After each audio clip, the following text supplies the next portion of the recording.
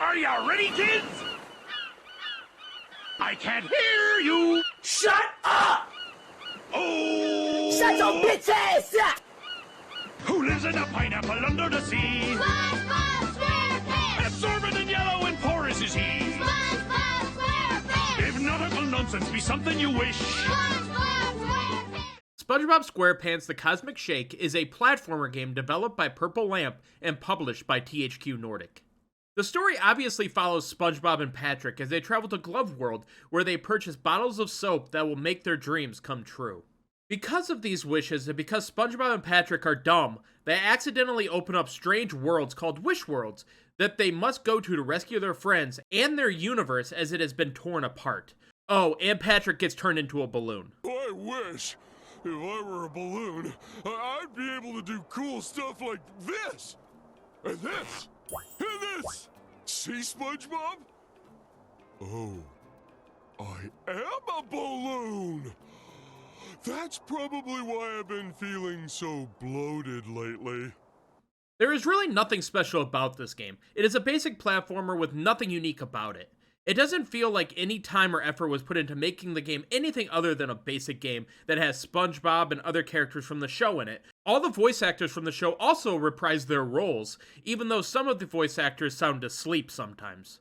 For this, I need you to get something very important for me. Go away! So are these not the original voice actors? Because I haven't watched a lot of SpongeBob in my life. A lot of SpongeBob that I've seen is from clips, and that does not sound like Squidward.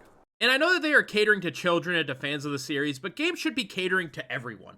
The goal of a video game like this, in my eyes anyway, is to be nostalgic for that group, and at the same time a casual can pick it up and play it and still have fun. Only catering to one group of people in a game like this is how a game, especially licensed ones, end up failing. While there are some levels in the game that have a good look to them and can be fun, like the lava and rainbow levels, they are all just so repetitive and you will find yourself doing the same things over and over again, collecting purple jelly until the level is over. There was only one thing I enjoyed about some of the levels outside of how they looked, and that was the seahorse riding sections. But they were so short that by the time you actually started enjoying yourself, they were over. This game really could have used a bigger variety of things to do, like the seahorse sections in each level, so it didn't feel so repetitive and didn't feel like you were running from point A to point B waiting for the level in the game to end. There are a few side missions you can do in between levels in the hub world, such as finding lost items and making burgers through QuickTime events, but the game could have used way more of these in each level to break up the slog of the main objective. Or as the Flying Dutchman puts it, It'll be grueling.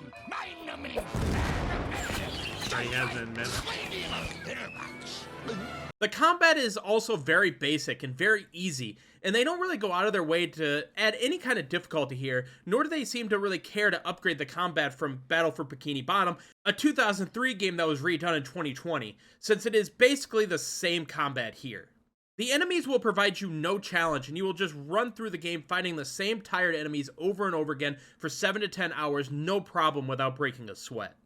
There are a few abilities throughout the game, such as the karate kick that you will use to jump and kick enemies, but can also be used in platforming by kicking balloons in midair to reach places you couldn't before, and the ability to shoot bubbles that can trap enemies and inflate rafts that you can shoot and jump across.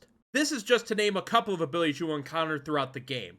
They are nothing special, and while they can help in combat, they are easily forgotten about, as you can just mash the melee button and twirl your way to victory on most of the basic enemies. But it does add some differences in platforming, so at least it has that going for it. The game also suffers from some sound issues. There will be cutscenes where the background is eerily quiet, and it's almost like the developers forgot that they needed to add background noise when things are actually happening in the background. And sometimes there is a complete lack of sound in general, as there was a cutscene where Squidward, for example, was playing the flute, and the instrument doesn't even make noise along with everything else around him. This music is terrible! Thankfully, a true bard is here now. Let the real festivity beginneth.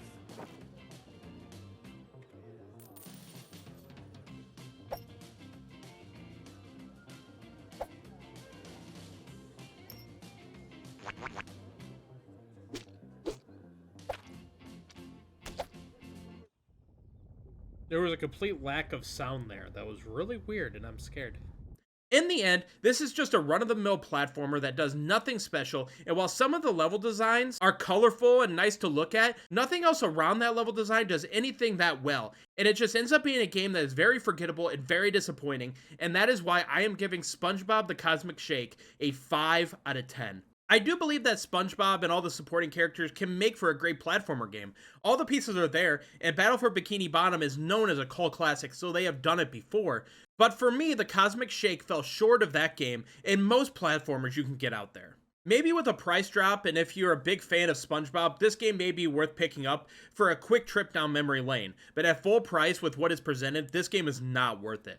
For people who are not already big fans of SpongeBob, there is nothing really here that will really hold your attention or stand out, and I would avoid this game unless you can get it for free, of course. But what did you guys think of the Cosmic Shake? Did you like it better than me? Because I know the opinions on this game has really varied from what I have seen. Let me know in the comment section below. But that is going to do it for this review. Thank you guys so much for watching, and I will see you in the next one. Bye, guys.